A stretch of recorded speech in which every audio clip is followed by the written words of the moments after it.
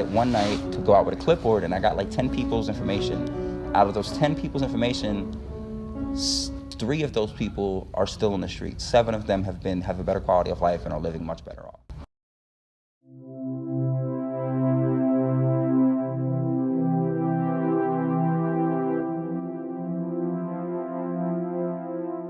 SHILO is supporting homeless, innovatively loving others. Our goal is to provide human dignity and advocacy to the homeless in the sense of resources and direct services.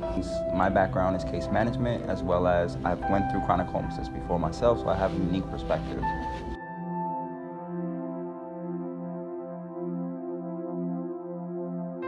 Homelessness is very, in this community, it's very subtly disguised, I would say. So by the time you wake up at 6 o'clock, they've already trafficked the homeless away from the train station. They tried to scuttle them away from like the Burger King and the Starbucks area. And in 10 communities, they would find that once in a while the police would just come do sweeps and take all their stuff. Find the same thing in all 10 communities in the nation, that they'll come and take their things.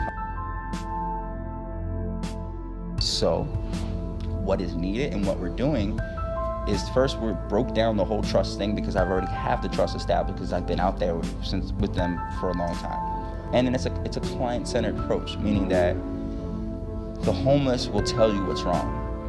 Or they may be so traumatized that they're always telling people what's wrong with them, but they don't hear it themselves. So what we're trying to do is the culture of poverty, is wake up people to the culture of poverty and say, listen, how can you help? And how you can help is the same way you became independent. So if my focus is econ, you could sit there and try to write a grant for SHILO. If my focus, or if it's econ, maybe you can figure out a way to make a job for the homeless. But what we really want over all of this thing, and it will give everyone the dignity that it needs, and how the Rutgers community can help, is a year-round emergency shelter. Because a year-round emergency shelter that can take in at least minimum 100 people. It's a simple talk, like having a conversation with someone, because my organizing is based off human rights.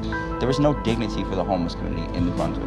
So it's inhumane for 7 people to sleep in an elevator at night. It's inhumane for them to be told they have to wake up and go somewhere with their lives.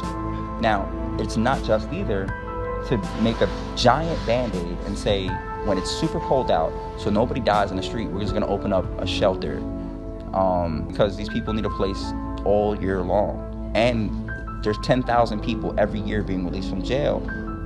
And out of that 10,000 is a guesstimate, maybe 8,500 of them are gonna be displaced without a housing.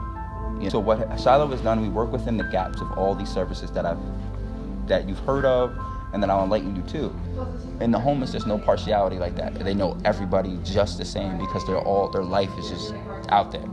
So, and when the common area, like the most beautiful thing I've seen is that when I had a community breakfast.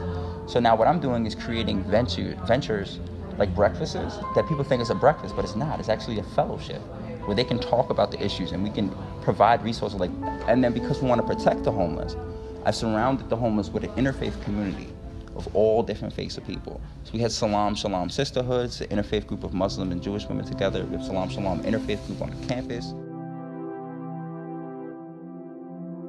We just want people to do more than just give. So if you're gonna give with a smile, give with like a conversation.